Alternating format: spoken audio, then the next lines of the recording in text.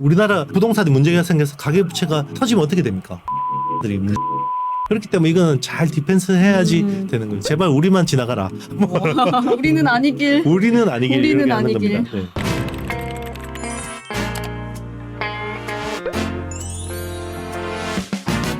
아나운서가 소개하고 제가 분석하는 아이템. 와 안녕하세요.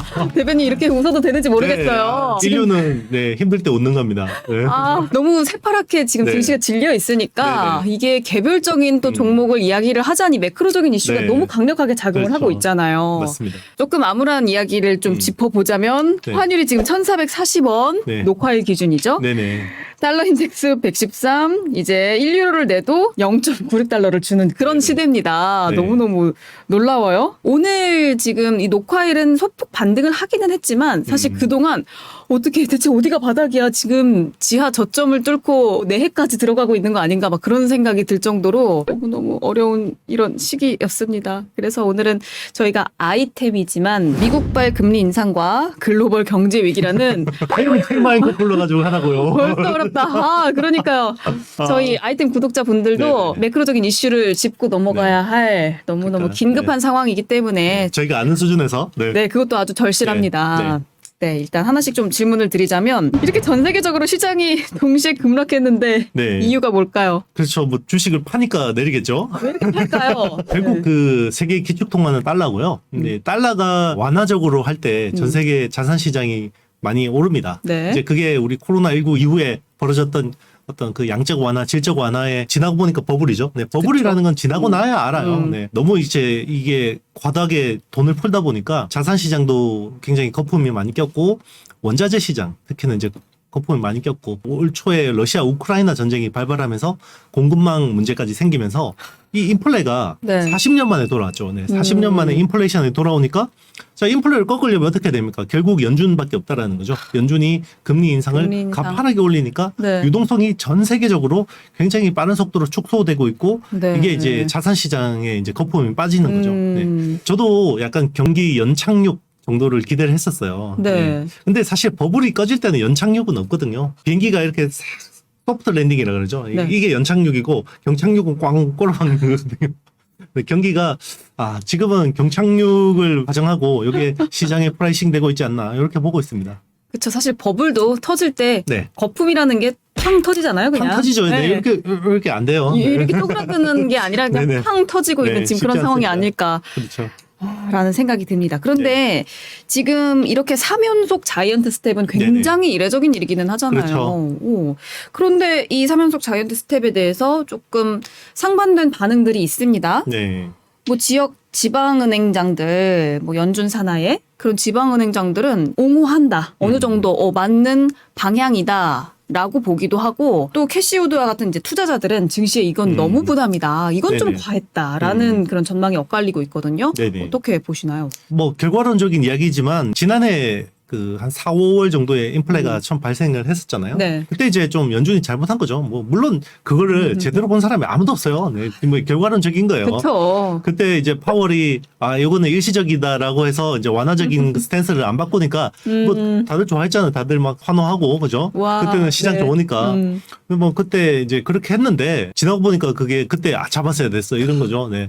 다 이제 파월만 나쁜 놈이고 뭐 이렇게 이야기하는 건데 뭐 어쨌든 그때 잘못한 거에 대해서 인플레가 발생할 때 초기에 잡아야 되는데 네. 이제 결국 이게 1년 6개월, 1년 7개월까지 이제 이렇게 지난 상황이 됐고 이게 이제 대가를 치러야 되는 거죠. 이제는 뭐 금리를 자이언트 스텝을 이렇게 해도 기대 인플레가 안 꺾이는 거죠. 이게 이제 그런 거죠. 다들 이런 거예요. 저도 뭐 물론 마찬가지지만 연준이 저렇게 금리를 어느 정도 올리다가 또 완화적으로 갈 수밖에 없을 거야. 왜냐하면 쟤들은 매파라 그러잖아요. 네. 금리 인상 굉장히 강하게 올리는 쪽을 매파라 그러고 약간 온건한 쪽을 비둘기파라 그러는데 쟤들은 매에 탈을 쓴 비둘기들이야. 막 이렇게 이제 생각한 거죠. 그렇게 했는데 이제 그거를 이제 너무 잘하니까 기대 인플레가 안 꺾여요. 그러면 이게 막 금리를 자이언트 스텝을 막 이렇게 하고 그러면 원자재 가격이 빠져야 돼요. 왜냐하면 달러하고 원자재 가격은 반대로 가야 되거든요. 그렇죠. 그런데 달러 가격이 이렇게 센데도 원자재 가격이 안 빠지는 거예요. 헤지 펀드들한테 공포감을 심어주는데 실패한 거죠, 연준이. 그러다 보니까 그런 거죠. 이제 그 교실에 딱 우리 초등학교 때 가면 선생님 딱 들어오면 조용해야 되는데 막 떠든단 말이에요. 저기 학생들 막 떠든단 말이에요. 그래요. 조용해. 한번 쳤는데 계속 떠들어요. 그러면 어떻게 합니까? 너 나와. 시범 케이스로. 경고를 줬을 네. 때 이게 좀 잡혀야 되는데 네네. 안 잡히니까 그냥 이제는 몇 명 불러서 때려야지 이제 막. 매를 들 네, 수밖에 네네. 없는. 그렇죠. 파월이 딱 지금 그런 상황입니다. 그리고 또 중립금리라는 말이 종종 나오더라고요. 이게 네네. 어떤 건지, 네네. 어떤 영향을 또 끼칠 수 네. 있는지 좀 알려주시죠. 최근에 많이 들어본 말일 테요. 그죠? 이게 중립금리라는 게. 이 금리가 경기 부양에도 큰 효과가 없고 네. 경기를 망가뜨리는데도 큰 영향이 없는 딱 그 정도의 금리. 그러니까 금리 자체가 이 경기에 전혀 변수가 안 되는 정도의 금리를 중립금리라고 하거든요. 네. 그래서 연준이 대충 중립금리 정도는 올리겠지라고 해서 이제 기대를 했던 게 중립금리가 우리 뭐 지난 방송에서도 이야기했지만 3.5% 3.5 정도 정말 강하게 매파적으로 나가면 요게 한 4%까지 갈 수도 있겠다라는 게 이제 중립금리였는데 네. 이번에 잭슨 홀 미팅 때 파월이 뭐 자이언트 스텝 한 거는 큰 그게 아니었어요. 근데 그 뒤에 점도표라는 걸 발표를 하거든요. 네. 그러면 향후 이제 이게 금리가 어느 정도까지 가야 되는지 다들 도표를 가지고 연준 위원들이 표시를 하는데 네. 이게 4.4%. 4.4요? 그러니까 이런 거죠. 우리는 중립금리까지만 올리고 못 올릴 거야 그랬는데 설마. 네, 연준에서는 야 중립금리라는 게 한번 튀어 올랐다가 내려와가지고 한번 튀어 오르면 자산시장은 작살나는 거니까 이게 웃을 일이 아니긴 한데 그게 이제 기대감이 살아있는 거예요. 시장이 작살이 나야 되는데 얘들 다 겁을 안 먹으니까 야 중립금리라는 게 이게 맞는데 이게 튀었다가 내려오는 것도 중립금리야 이런 거 이야기를 한 거죠. 파월이. 그러니까 이제 엄청나게 이제 공포스러운 거죠. 이제. 이거 웃으면 안 되는데. 웃음이 안 나오는데 헛웃음입니다. 네. 헛웃음이 자꾸 나와요. 무서워요. 네, 무서워요. 네, 무서워요. 그리고 또 이번에 파월 의장이 keep at it이라는 단어를 사용을 했었거든요. 네. 이 단어가 무엇인지 보니까 이게 이전에 80년대에 엄청 경기 침체가 왔었는데 네네. 그럼에도 불구하고 폴 볼커 당시 연준 의장의 저서 제목과 네네. 일치를 한다고 합니다. 네. 그 말인즉슨 우리도 이제 이렇게 갈 거야. 긴장해. 바짝 긴장해. 그 말 아닐까라는 생각이 들거든요. 네네. 그 전철을 따라가게 될까요? 어떻게 보세요? 근데 폴 볼커라는 분 아세요? 그냥 들어만 봤었는데 네네. 이 당시에 어느 정도 이 충격이었는지 네네. 감금이 안 되거든요. 그렇죠. 이게 폴 볼커라는 사람이 사실은 거의 잊혀졌던 사람이었어요. 네. 뭐 근현대사 역사에 나왔던 사람이었고 사실은 그냥 옛날 사람이었거든요. 그냥 옛사람. 네, 그런데 요즘에 정말 폴 볼커 이야기를 많이 하는데 이 사람이 어떤 사람이냐면 네. 과거에 이제 미국이 그때 이제 오일 쇼크 이런 게 와서 스태그플레이션이 왔었어요. 역사상 정말 처음으로.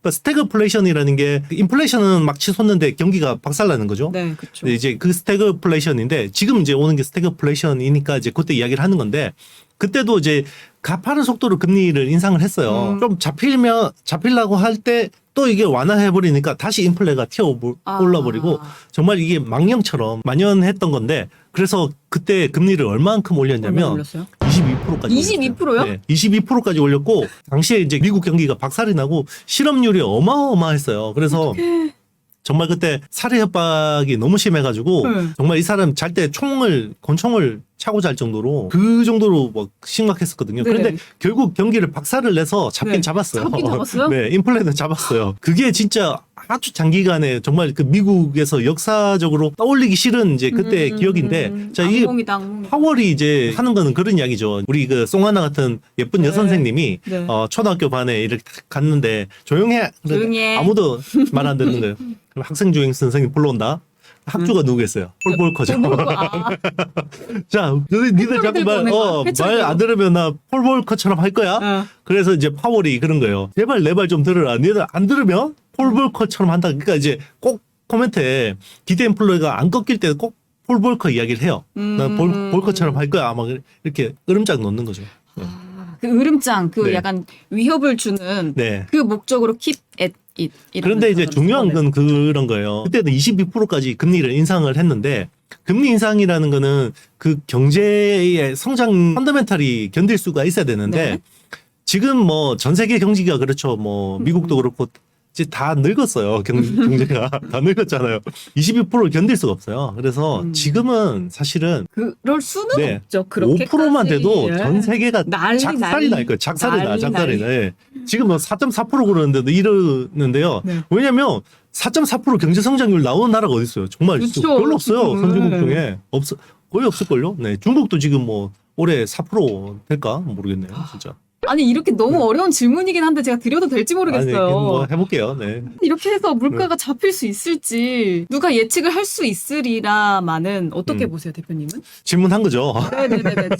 질문을 너무 조심스럽게 네. 드릴 수밖에 없기 때문에. 그러니까 미국 CPI만 놓고 이야기하면 이제 미국 CPI에서 제일 큰 비중을 차지하는 게 주택 임대료예요. 임대료. 미국은 대부분 월세에 살잖아요. 그리고 이제 주택 임대료가 한 3분의 1 비중을 차지합니다. 네. 인플레에서 한 32% 비중이 되고요. 두 번째가 이제 원유 가격이에요. 원유 가격이 두 번째고 세 번째가 이제 식음료, 뭐 식품 이런 것들이거든요. 그러면 과거 영상에서도 한번 말씀드렸지만 이게 주택 임대료는 후행 지표예요. 그러면 지금 나오는 지표는 1년이나 1년 6개월 전 네. 데이터이기 때문에 계속 모르겠죠, 정부가. 그렇죠. 그러면 이제 뭐 이걸 어떻게 잡겠다는 거지? 그러면 지금 막 금리 인상시켜서 뭐 하면 원자재 가격 빠그라뜨리고 농산물 가격 빠그라뜨려서 뭐 대충 하면 이게 낮아질 수도 있는데 임대료는 어떻게 낮추지? 이런 거잖아요. 그죠? 네. 근데 이번에 파월이 정말 의미심장한 이야기를 했어요. 무슨 저는 말이요? 연준 의장 입에서 이런 이야기 나오는 거 처음 봤는데 네. 미국 네. 부동산 시장은 좀 빠져야 된다고 이야기를 했어요. 그게 미국은 임대료하고 집값이 연동이 돼 있거든요. 그거를 이제 그 수학적으로 이렇게 하는데 네. 중요한 게 이제 미국 10년물 국채하고 미국 모기지 금리하고 연동이 돼 있어요. 그러면 뭐 쉽게 이야기하면 그런 거죠. 그러니까 모기지 금리가 높아지면 집을 많이 못 사잖아요. 집이라는 거는 다 대출을 일으켜서 사는 그쵸? 거잖아요. 그죠? 자기 현금으로 집 사는 사람 거의 없거든요. 네, 네. 그러면 대출을 일으켜야 되는데 대출 비용이 비싸지면 집값이 올라가기 힘들겠죠. 네. 그래서 이야기를 하는 거예요. 어. 집값 빠질 때까지 금리 올리겠다. 그래서 금리가 오르면 대출 비용이 올라가고 그러면 집값이 빠지겠지? 괜찮아. 네. 빠져도 돼. 그 이야기예요. 정말 살벌한 이야기를 한 거예요. 빠져도 진짜. 돼. 네, 세상에. 네, 그 이야기를 한 겁니다. 살벌하다. 네. 한마디 한마디가 결국은 다 네. 진짜 어쨌든간 우리는 간다. 그렇죠. 뉴스 들을 때하고 이야기 또 사뭇 다르죠. 네. 아니, 파월이 도대체 잭슨홀에서 무슨 이야기를 했길래 이러면서. 그러니까요. 그리고 그 안에 숨겨진 의미는 결국은 네. 간다. 우리는 간다. 네. 잡겠다. 네. 결국은 이 의지와 그렇죠. 으름장이 보이네요. 그러니까 이게 인플레를 못 잡으면 얼마나 고생하는지 역사적으로 아는 거예요. 연준 위원들도. 그래서 지금 경기 모르겠고 일단 인플레부터 일단 잡겠어. 모르겠고. 네, 이런 것 같아요. 또 이제 우리나라도 위기입니다. 네. 우리나라도 금리 역전이 발생한 상황에서 계속해서 우리나라도 올려야 되는 상황인데 네. 어느 정도까지 또 몇 번이나 올려야 할까요? 그러니까 지금 환율이 문제죠. 네. 네, 이제 환율이 달러 인덱스가 113이잖아요. 116까지 치솟아서 샀죠. 네. 네. 113인데 그러면 원래 달러 인덱스가 한 90 정도였잖아요. 90 정도에서 계속 이렇게 급등한 건데 그러면 전 세계적으로 봤을 때 달러 대비해서 통화 가치가 대부분 30%는 빠졌을 거라는 거죠. 자, 그동안에는 우리도 한 30% 빠졌으면 네. 오케이. 그래 뭐 글로벌리.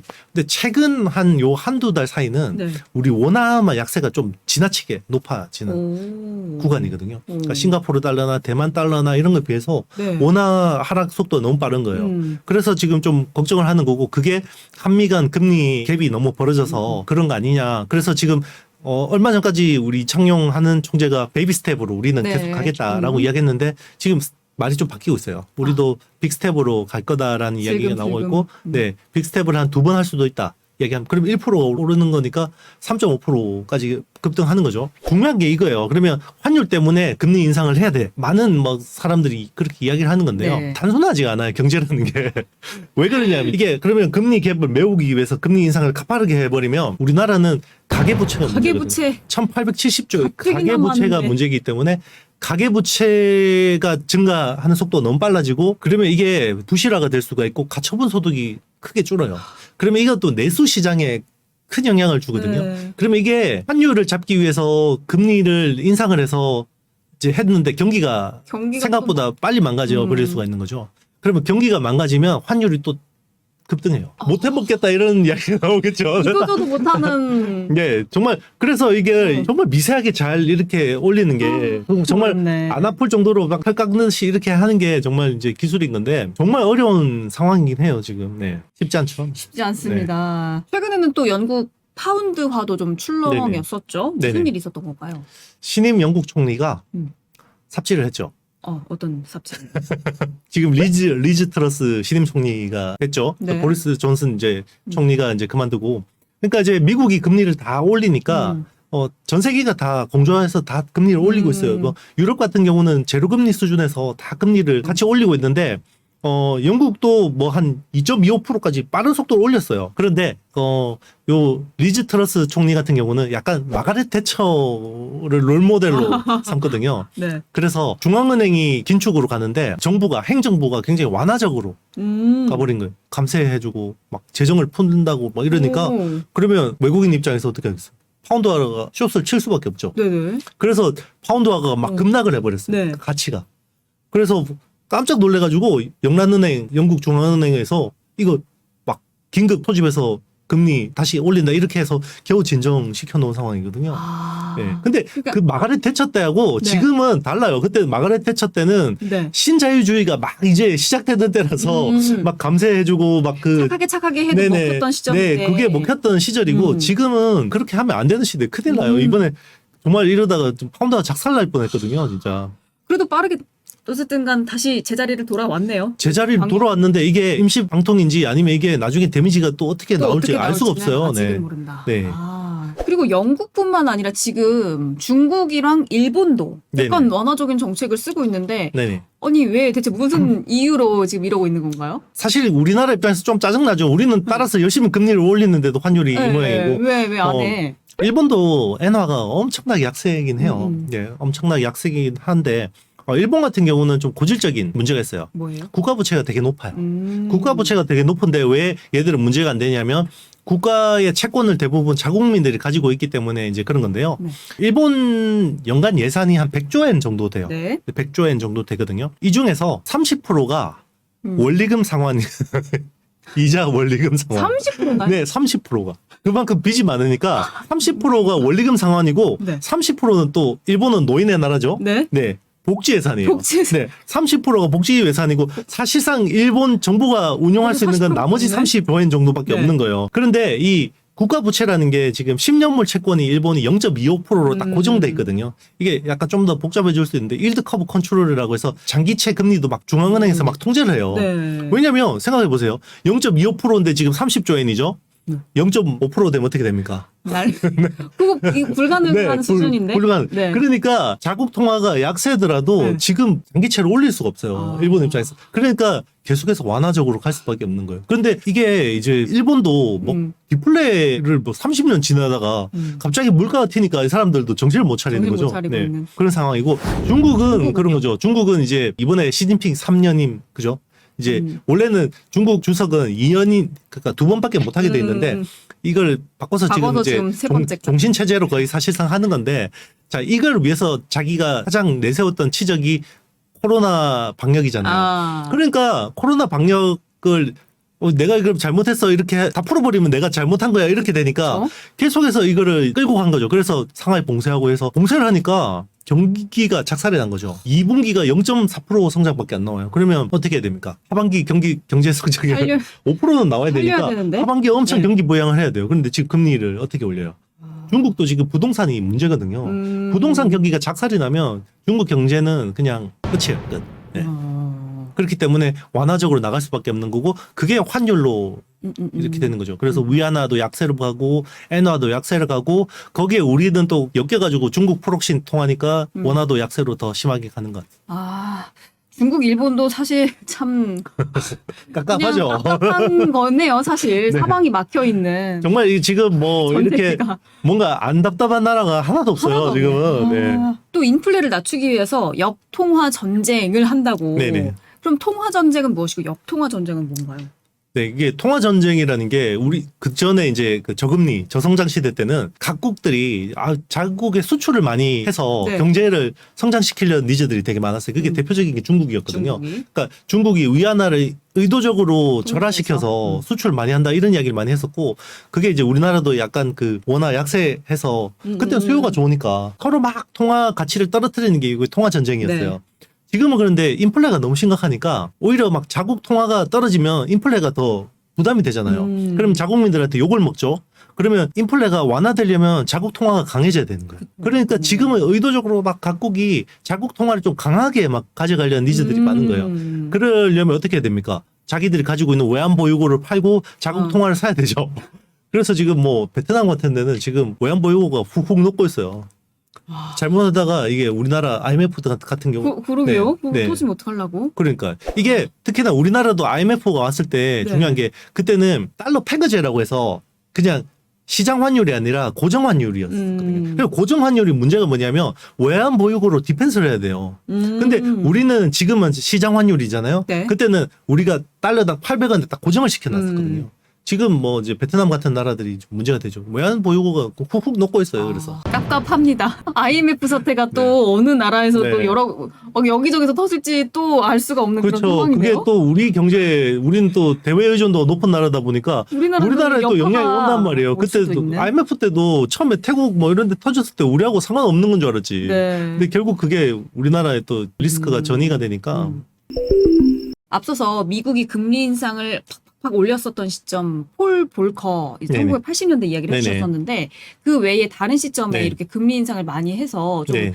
힘들었던 그런 이야기들 언제가 있었을까요? 그렇죠. 이제 뭐 폴 볼커 이야기하면 너무 어거지잖아요. 뭐 지금 22% 인상을 어떻게 합니까? 네. 네. 그러면 이제 과거에도 미국이 급격하게 금리를 인상하면 달러 강세가 일어나고 이제 달러 강세가 일어나면 전 세계 돈이 미국으로 가잖아요. 네. 그러면 항상 약한 고리들이 터졌어요. 이제 이게 뭐 이번만 있는 건 아니었어요. 그러면 94년도에 어떤 일이 있었냐면 그때 3% 갑자기 인상을 했었어요. 네. 지금하고 좀 비슷하죠. 거의 제로금리 수준에서 3%를 인상하니까 그때는 남미가 터졌어요. 남미. 네. 남미에 있던 나라들이 그때 외환 위기가 와서 사실 그 남미가 예전에는 중진국 정도 다 됐거든요. 그때 데미지가 아직까지 잘 안 되는 거예요. 지금도 그래서 못 사는 거예요. 사실은 경제 이 위기라는 게요. 네. 이게 한번 지나가면 그냥 끝이 나는 게 아니라 네. 그 나라에 상흔이 남아요. 큰 상흔이 남아요. 우리나라도 오래 간다 그 상흔이. 그렇죠. 우리나라도 IMF 모범 그 위기 극복국이 있긴 하지만 IMF로 인해서 우리나라의 잠재 성장률이 확 떨어졌거든요. 네. 물론 이제 재무 건전성이나 여러 가지 굉장히 뭐 좋아졌지만 그 잠재 성장률이 확 떨어져요. 이제 이게 영향이 있는 거고 그때 99년도에도 이제 그때 닷컴 버블이 막 일어나서 99년에만 1.75% 올렸어요. 지금 생각하면 귀엽죠. 그죠? 요즘 뭐 자이언트 스텝이 뭐 그때도 1.75% 올렸는데도 미국의 닷컴 버블이 터졌어요. 아, 닷컴 버블 네, 시점에. 닷컴 버블이 터져가지고요. 그래가지고 막 그 미국이 엄청 힘들어졌죠. 네. 그 뒤에 또 닷컴 버블 터지니까 또 경기가 박살이 나니까 또 부랴부랴 또 금리 낮춥니다. 그래가지고 또 1% 수준까지 저금리를 이제 또 했더니 네. 이게 이제 유동성이 또 주택 시장으로 흘러 들어가서 이게 서브프라임으로 이게 주택 그 시장이 문제가 되니까 또 2004년부터 부랴부랴 또 2년 동안 금리를 4.25%로 올렸어요. 그게 이제 2008년도 서브프라임 빵 터지고. 네. 그리고 2015년도에도 이제 요때 금리 인상하면서 중국의 부채 문제가 터졌죠. 그래서 요게 또 항상 그렇습니다. 후유증이 그러니까 어디서 약한 데가 터졌는데 제발 우리만 아니었으면 좋겠다 이런 거죠. 근데 우리나라도 사실은 약한 고리가 급격하게 치솟은 가계부채. 가계부채가 네. 아니 그쵸. 지금 잠시만요. 1870조 원? 네네. 여기에서 지금도 너무 심각한 수준인데 네. 금리 또 올리면은 지금 아까 말씀해 주셨다시피 또 이게 터지지 않을까 너무 불안불안하거든요. 그게 제일 문제예요. 이거를 정말 디펜스를 잘하는 게 지금 정부의 최우선 과제일 것 같아요. 만약에 이 부동산 우리나라는 정말 약한 고리가 부동산이 가계부채하고 직결돼 있기 때문에 이게 만약에 문제가 되면 시스템 리스크로 가요. 그러니까 IMF 때는 정말 우리나라 날렸는데 왜 금융위기 때는 그냥 스무스하게 지나간 것 같지? 라는 생각이 있잖아요. 네. 그게 왜 그러냐면 시스템 리스크가 안 온 거예요. 우리나라는. 금융위기 때는 시스템 리스크가 안 온 거고 IMF 때는 시스템 리스크가 온 거예요. 그럼 시스템 리스크가 뭐냐면 금융회사들이 망하냐 안 망하냐. 금융회사들이 망하냐 그렇죠. 안 망하냐. 우리는 막 그때 IMF 때는 종은행하고 뭐 시중은행들 다 망하고 은행에 예금한 거 못 찾고 없어지고 그랬거든요. 지금 생각하면 말도 안 되죠. 은행에 돈 맡겼는데 없어지고. 내 돈 없어지고. 그게 헤어컷이라는데 내가 뭐 100만 원 맡겼으면 나중에 20만 원 돌려주고 막 이랬단 말이에요. 지금 생각하면 말도 안 되는데 그런 게 된 거고 미국도 서브프라임 때 그때 모기지 회사들이 망했잖아요. 페니맥, 프레디맥 이런 애들이 망했잖아요.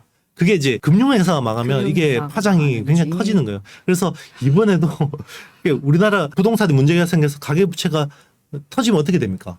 금융회사들이 문제가 있어요. 금융회사. 왜 대출을 다 금융회사들이 해주잖아요. 그렇기 때문에 이거는 잘 디펜스 해야지 되는 거예요. 제발 우리만 지나가라. 우리는 아니길. 우리는 아니길. 우리는 이렇게 하는 아니길. 겁니다. 네. 네, 오늘은 이렇게 긴급 점검을 좀 해봤습니다. 미국발 금리 인상과 또 글로벌 경제 위기에 대해서 저희 아이템에서 좀 이례적으로 다뤄봤는데 자신 없다고 하시면서 네. 너무 자신 없어요. 네? 이렇게 자세하게 설명해 주시고 아유, 자신이 네네. 없으시다니 저희 아이템 저희 구독자분들도 네. 꾸준히 잘 지금까지 이제 멘탈을 버티고 계시는데 이런 매크로적인 이슈들도 잘 체크를 하셔서 투자에 좀 도움이 되셨으면 좋겠습니다. 오늘 정보가 도움이 되셨다면 좋아요, 구독, 알림, 댓글. 남겨주시고요. 투자에 대한 판단 본인에게 있음 기억해 주시기 바라겠습니다. 다음에 만나요. 안녕.